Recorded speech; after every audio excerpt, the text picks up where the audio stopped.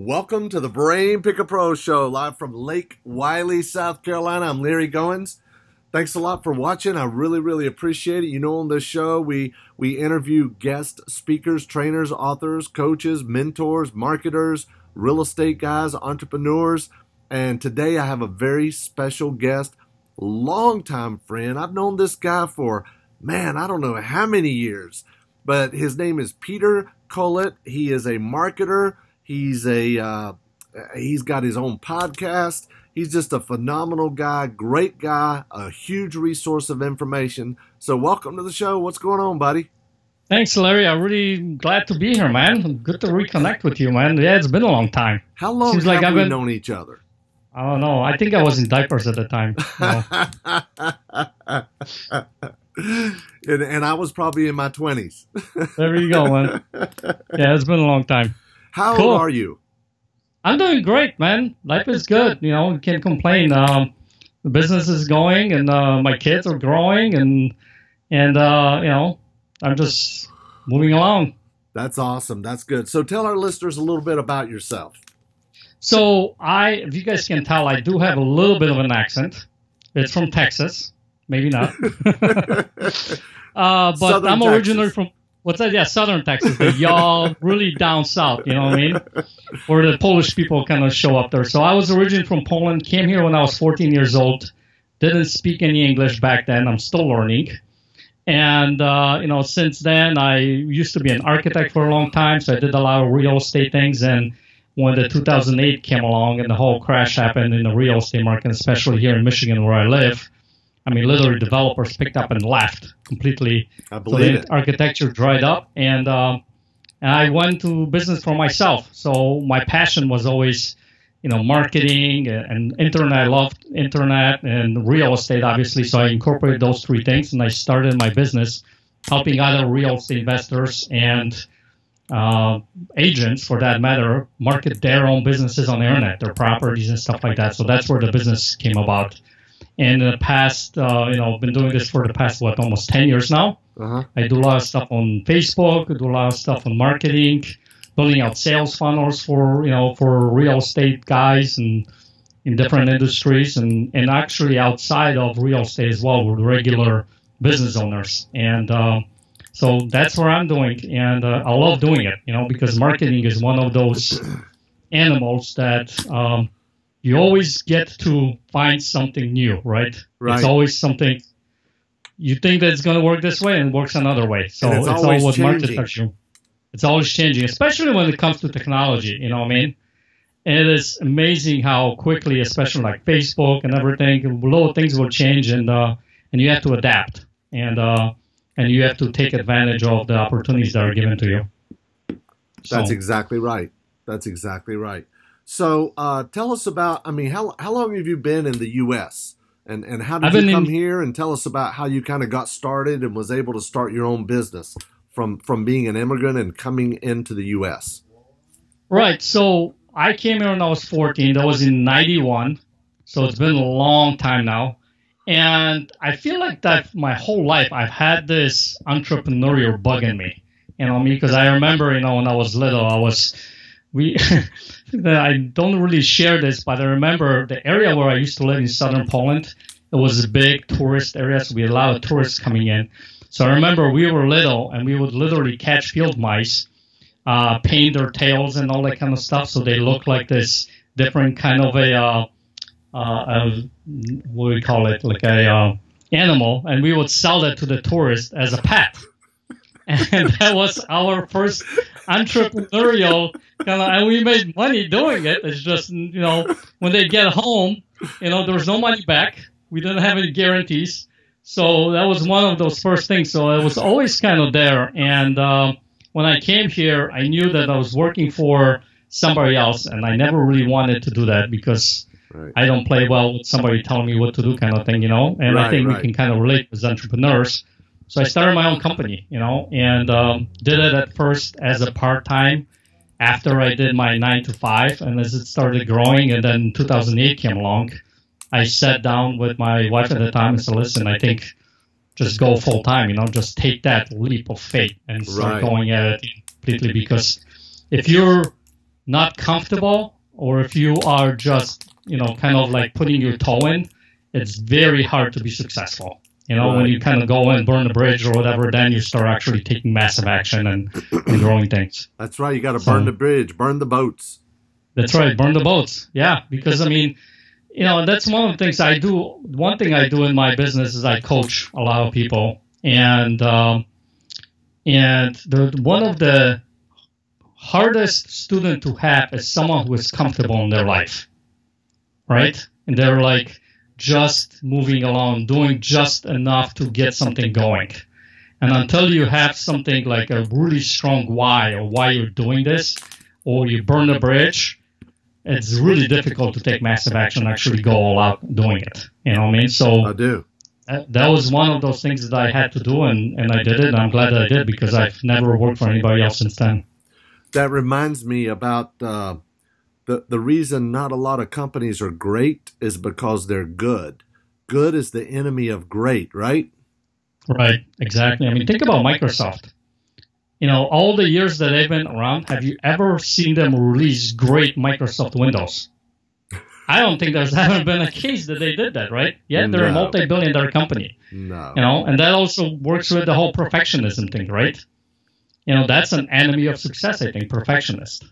Right. I had to overcome that being an architect, because when you're that, you have to make sure that the beam is no more than 1/8 of an inch off, right? Because when they get up to the job site and they do it even worse than that, and the windows don't close. But perfectionism is going to stop you from actually taking much success, though, just enough. Do the job good enough to get the... Who was it? Somebody said it, that if your first version of what you put out there you're not embarrassed by, then you're not, doing the right thing. I know you do software and stuff like that in your business. I used to. I'm out of it now. I'm not in the software business. I realized I couldn't do that. Right. It's not an easy business either. No. But yeah, I mean, if you're not embarrassed by the first version of what you put out there, whether it's your website or a web page, especially a real estate investor, right? And you feel like you have to get every single word perfect and you got to do this before you put it out there. Right. Man, you're going to be at this for a long time, First version, put it out there. You should have seen my first website. Oh, my God. It was horrible. Well, if that's true, then Microsoft should be very proud. Yeah, I'm sure they are, yeah. I know, Microsoft. That sounds like a toilet paper to me. Yeah. So I'm on the Mac now, but it's it's one of those. Yeah, it's one of those stories that I think it's true, in business. That's true. So tell us a little bit about what do you think it takes to become successful? Perseverance and commitment, and actually taking action. Because here's the thing. I believe that mindset is important when it comes to become successful in life or in business. You got to have the right mindset, because if you're having negative self-talk, or you're beating yourself over something that didn't work out the right way, or you didn't do something and it went the wrong way, you got on a call with a seller, especially if you're a new real estate investor, you get on a call and this buyer or seller yells at you, right? And it totally sends you the wrong way. It's over before you actually start it, Right. So the mindset is really important, but mindset itself is not going to carry the day. You got to actually take action. You got to go and do stuff. That's why I think immigrants, you mentioned, I have a podcast where I interview immigrants, and why are they so successful? And I think one of the reasons for that is it takes a lot for them to get into this country. Some of these guys leave all the livelihood, their families behind. They're literally coming here with a suitcase, or we know one of our mutual friends, Tim, right? Right. He literally came here on a little fishing boat, with a bunch of other guys. So that alone takes a lot of courage, a lot of action, perseverance, and a lot of guts, right? So that kind of you come here to the country and you're like, listen, if I got here, took all this stuff and actually make it happen, and I got here, and if I don't take massive action, this kind of all comes to waste, right? So that a lot of them creates the big why for them, why they're doing what they're doing, and That's why they keep moving, getting up first, 5 o'clock in the morning. That's the reason why they get up at 5 o'clock in the morning. That's why they go over and beyond. They never stop. Right. And they don't quit. They don't ever quit. The people that are most successful never quit. If you look at like Steve Jobs and all these guys, or, Thomas Edison, right? 1,000 times for the light bulb. What if he stopped at 500th time? Because that seems like enough in a regular person, right? Trying it 500 times, it's more than enough, but he never did. Because there is, one thing I think that a lot of these successful people have in mind is that they're in a way kind of crazy because they feel like what they're out to do is actually truly possible. They can actually make it happen. Right. And it doesn't matter what somebody will say or do, that will make any difference to them ever. Right. Because they'll keep going until they're 95 years old. And if they finally succeed at 90, then it was all worth it. Right. And I think that's one of the things that they never quit. They just keep being resilient and keep going after it. And I think that's so powerful, And I think for a real estate investor, you got to kind of like hack yourself. You got to kind of, set yourself up to win, like in your why. Like my big why is my kids, setting up the example for them that when they see me act a certain way or doing stuff in business, being successful, that is why I do what I do. You know what I mean? I remember last year, one of my youngest, came out of school and he said, Tata, guess what? I'm like, what's up, buddy? He goes, teacher asked us today who our hero is. And he loves ice hockey. And one of his favorite players of all time is Pavel Datsyuk, who used to play for Detroit Red Wings. Right. I'm thinking, well, that's totally, that's what he's going to say. And he goes, you know who it is? I'm like, who, buddy? He goes, you. And I'm like, why? He goes, because you help people and you're out there to, really help people and do something. That's what I want to do in life. And that is why I do what I do. That's my why. I get emotional just thinking about that kind of stuff. And I think when you have that strong why and you keep going after it to, build on that, nothing's going to stop you. Just got to keep moving forward. And that's huge, man. That's huge to hear your son come home and say that and you're on the right path when that happens, exactly. Right? Yeah. And it's a good confirmation, you know what I mean? And listen, my business is not all rosy, you know what I mean? Things happen, I make mistakes, there's failures, I could tell you about those. I mean, before this, I had businesses where I failed it miserably, But if I let that stop me, I wouldn't be where I'm here right now, sitting in front of you.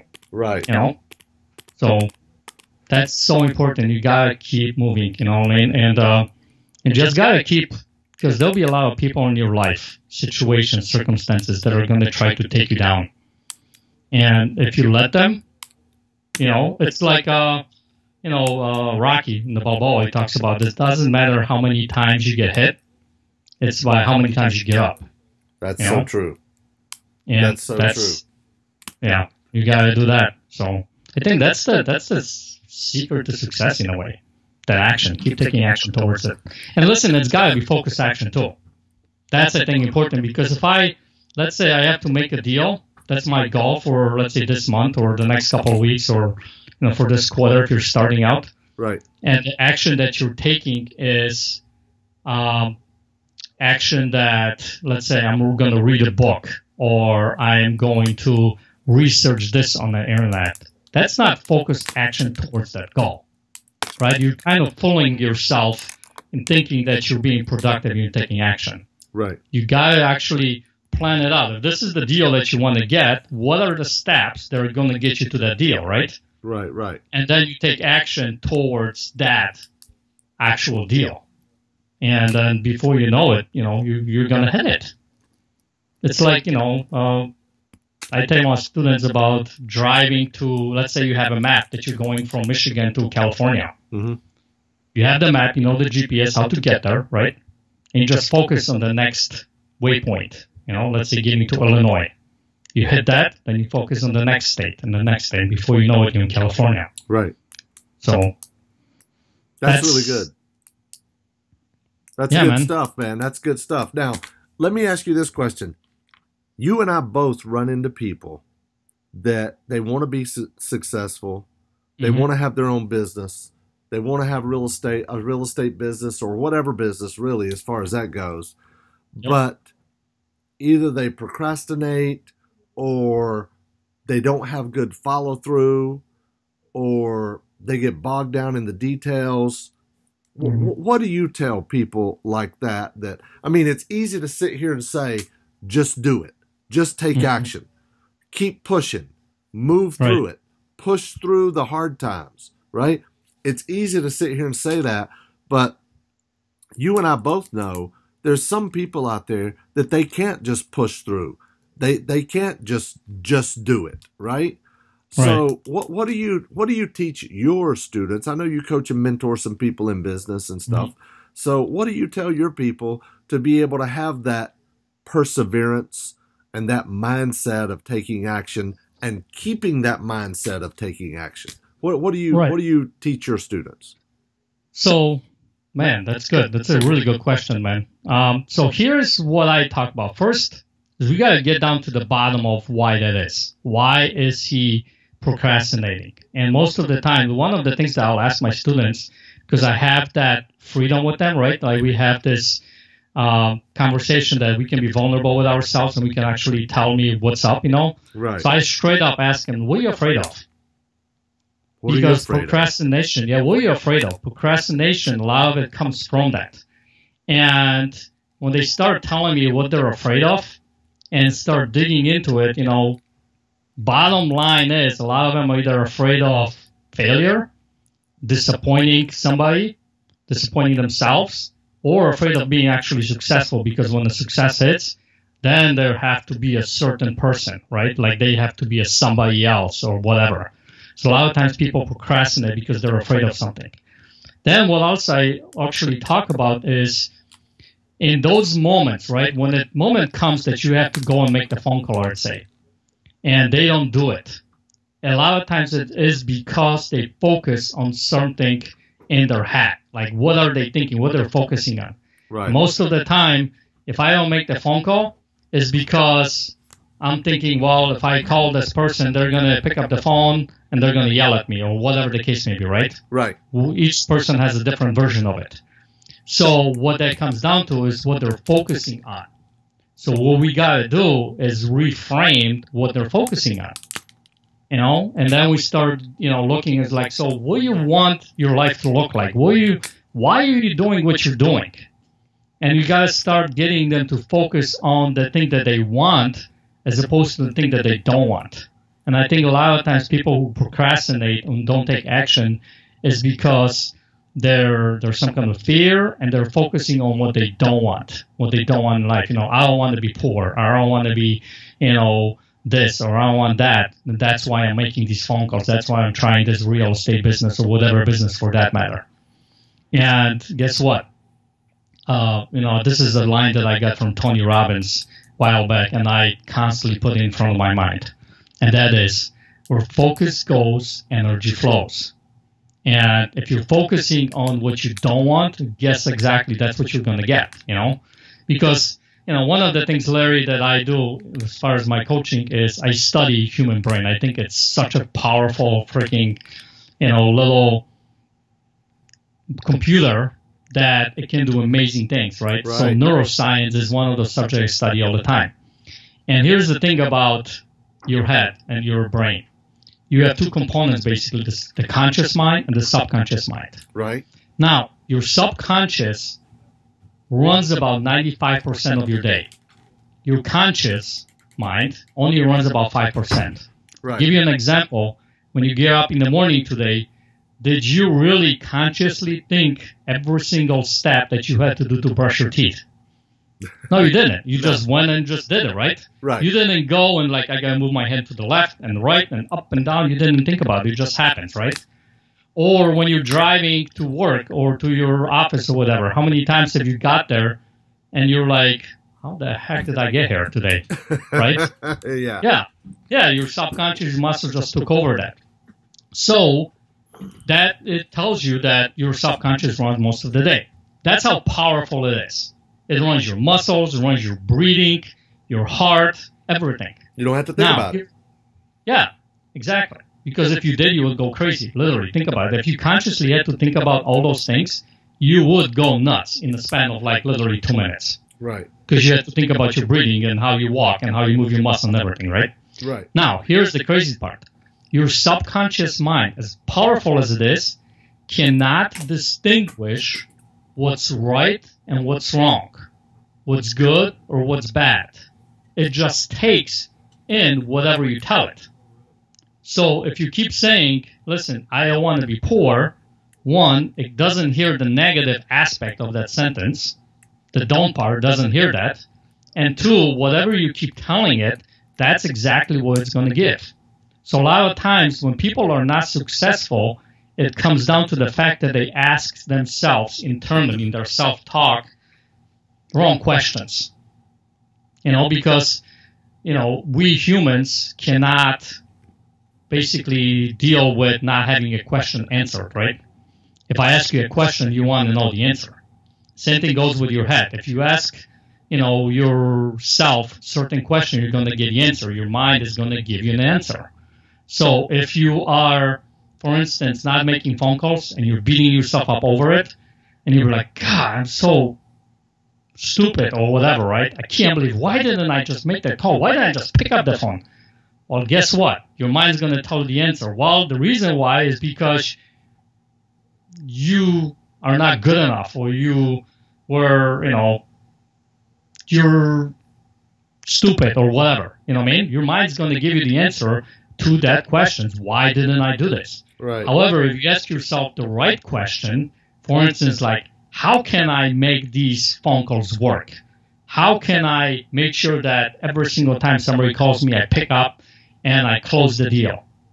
Now you're asking you the right question to a point where your mind can go and actually search for, okay, so how can you do this? Well, maybe if you set up a little, system around it, that when somebody calls, you answer, or your VA answers the call and gets the first, set of questions, so you only talk to the right people, or whatever the case may be. Right. And I think that a lot of times the people who are successful, who are taking action, who are not procrastinating, who are actually moving forward, are people who are very careful what kind of questions they ask themselves. When you ask yourself the right questions, like, how can I? Like, every single time I talk to my students, especially when they're kind of like beating yourself up over something, I reframe them. So listen, so let's look at it this way. How can we make this work? I had one of them on top of his vision, on top of his piece of paper, write down, how can this be accomplished? Because he had a list of like 30 things to do, right? And he's like, oh my God, I'm so stressed out. I don't know what to do. I got 30 things on my list. How am I going to do this? So first he put down, how can I make this work? I'm like, no. Let's reframe this even further. How can these items be done? As opposed to how can I get these things done? Right. Because now, how can they be done?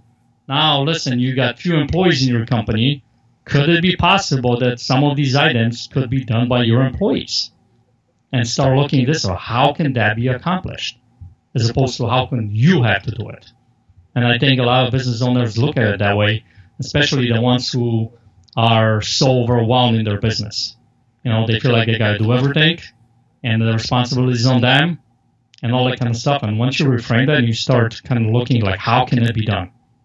What do we need to do to make this work? Then the game changes, because people can do stuff, in your company. That's why you hire them. Right? I love that. In fact, one of the things you mentioned a minute ago was about self-talk. A lot of people have negative self-talk, and they don't even realize it, because it could be verbal, or it could be just in their mind. And it could be as simple as, you made a comment a minute ago about someone that said, I don't want to be poor. Mm-hmm. All your mind hears is poor, right? Yep. It's like, exactly. It's like I tell my kids, my son and I were having a conversation the other day, and about ways to phrase things. For example, instead of saying, don't spill that glass of milk. Your mind hears spill that glass of milk. Instead, use it in a positive light and say, hold that glass of milk carefully, right? Yep. It's a little bit different, but your mind hears hold it carefully as opposed to spill that glass of milk, right? Oh, yeah. So now he's even repeating them back to me now. My son is, who's 13. If I say something, he'll tell me a better way to say it, which is really cool. He's got your number, man. That's a really good point, man. That's really good because think about it. We do this a lot.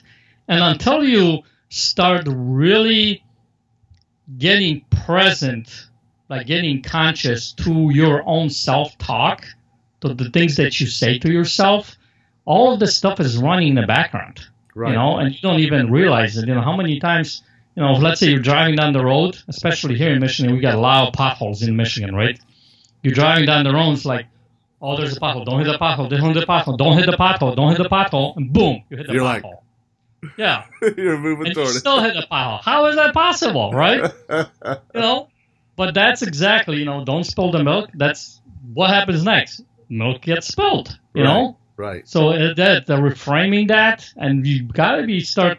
So one of the things I do with my students at the beginning is like, start getting present to what you say to yourself, to your self-talk, and write this stuff down. When the thought comes through, especially in the moments when you have to take action, when you have to, or there's some kind of a stressful moment or whatever, because that's when the true, you know, subconscious kind of pops up.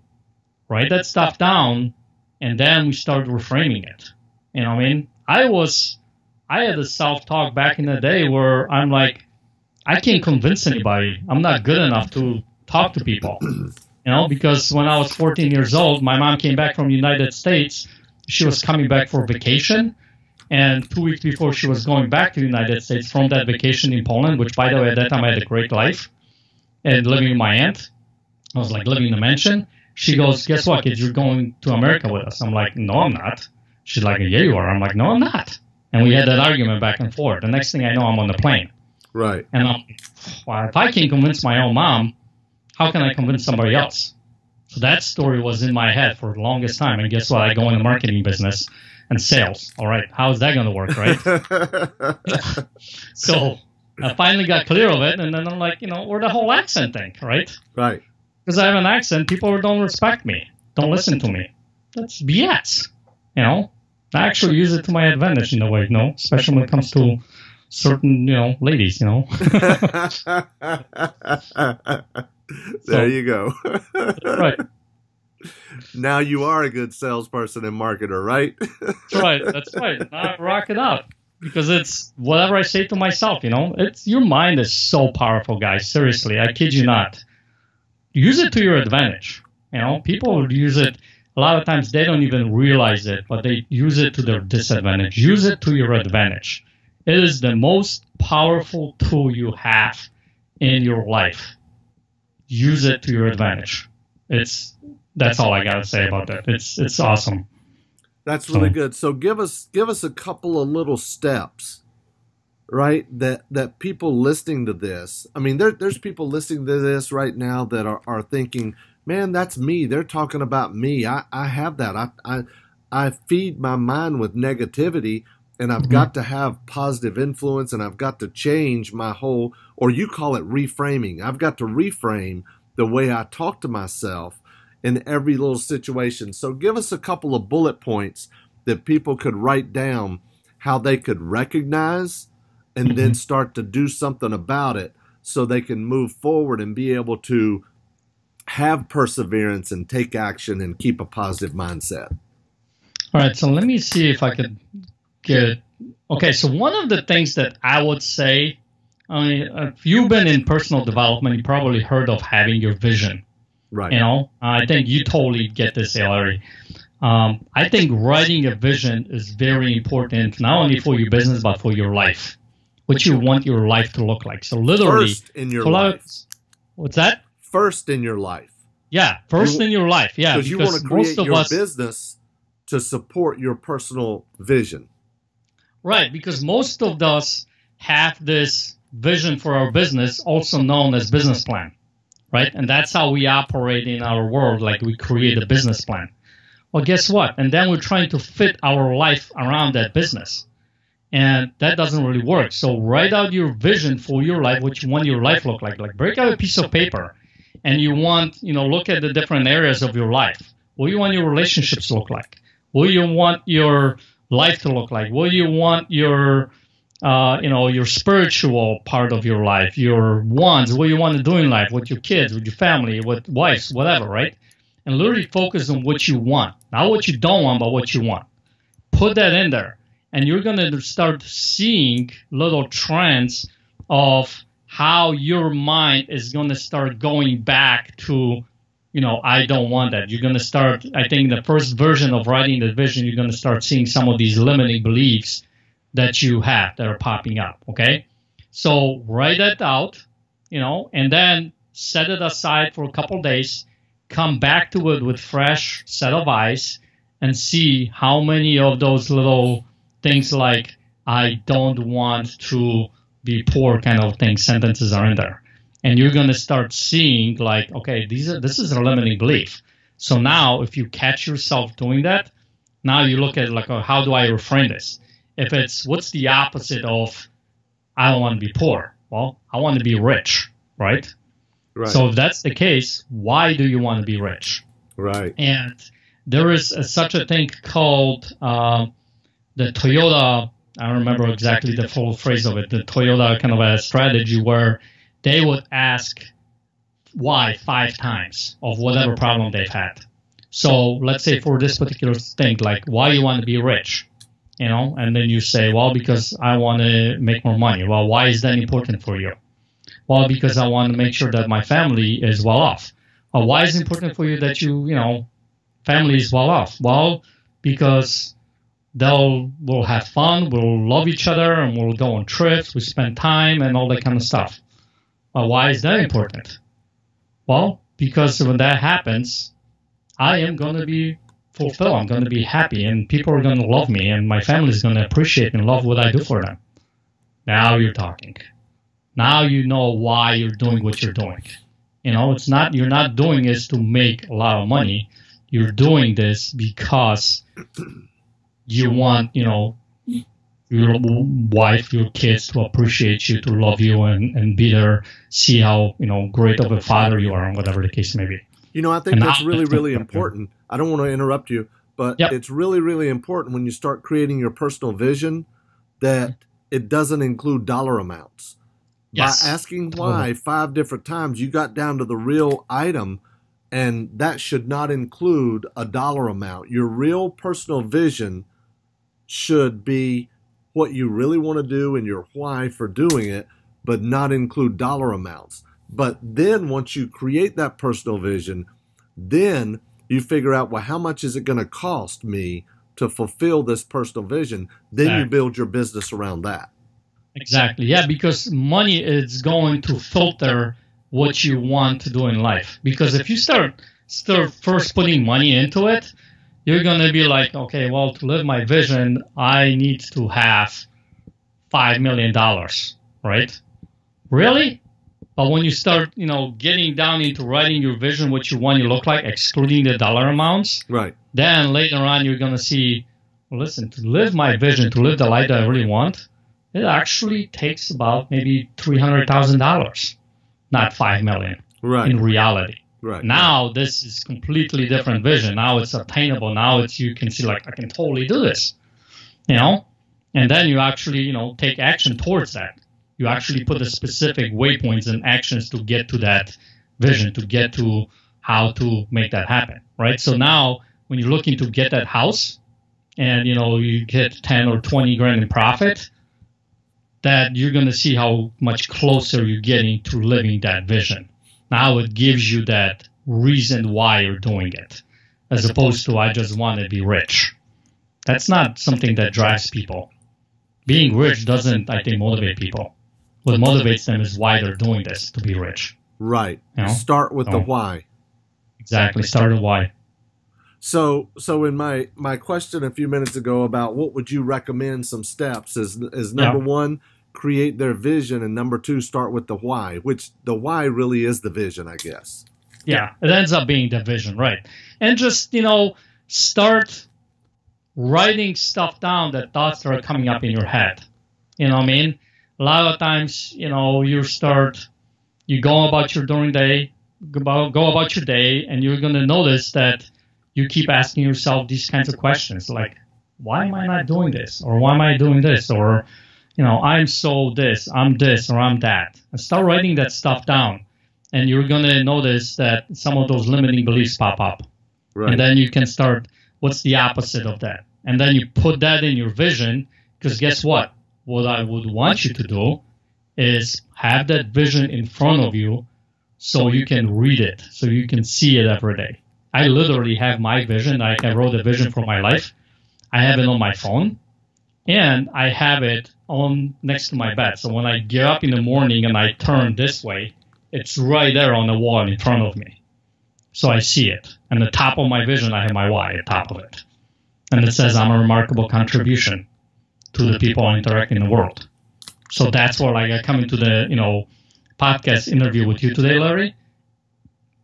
My why is because I want to be a remarkable contribution to you and your listeners. And I hope that was there, that I provided it for you. That's awesome, man. That's great stuff. That's really good stuff. So, Peter, if somebody wanted to reach out to you, how would they connect with you? A couple of ways. One, you can obviously go on Facebook and type in Peter Kolat, Kolat, or go over to my website. You can reach out from me there. It's at mastersunite.com. Masters Unite. I actually have a bunch of interviews on there they can listen to.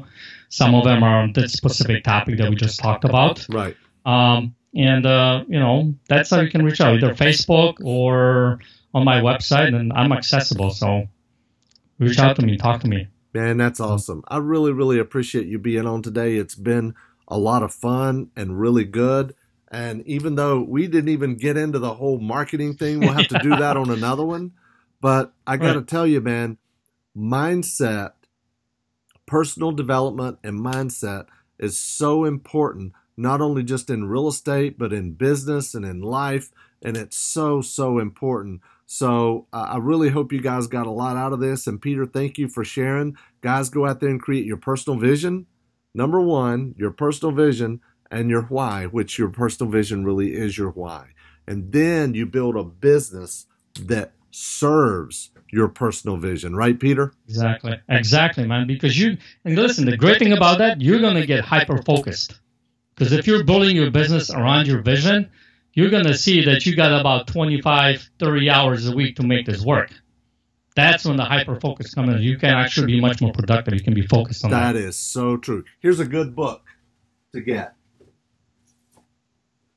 I'm sure you've read this book. Oh, it's one of my favorites. I use it with my students all the time. The question that comes out of that book, go read that book, The One Thing, and ask yourself that question when you're doing, what's the one thing that you can do today that's going to make other things either easier or irrelevant? Right. That's so good. It's such a good book. It's such a good book. It really is. Well, buddy, thanks a lot for being on. I really, really appreciate it. It's been a lot of fun. Always, man. Thank you so much for having me. Thanks a lot. Take care, everybody.